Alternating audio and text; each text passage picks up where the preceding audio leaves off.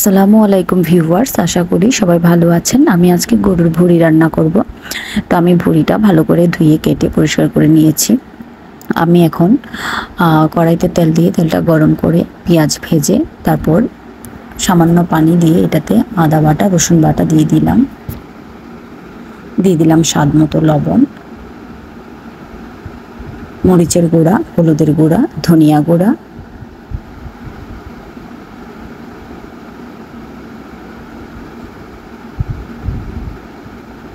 আমি ভালো করে মশলাটাকে কষিয়ে নিব। আমি এখানে তেজপাতা, দারচিনি, এলাচও দিয়ে দিয়েছি।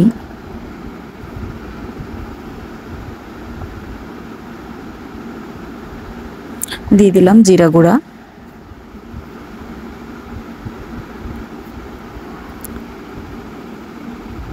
মশলাটা কষানো হয়ে গেছে। এখন আমি ভুঁড়িগুলো দিয়ে দিচ্ছি। এবার আমি ভালো করে মশলার সাথে মিশিয়ে নিব সবগুলো।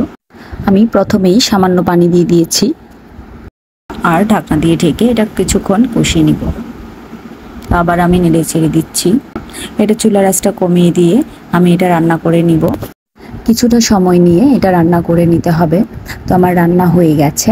আমার এই রেসিপিটি যদি আপনাদের ভালো লাগে অবশ্যই আমার চ্যানেলটি সাবস্ক্রাইব করে আমার পাশেই থাকবেন।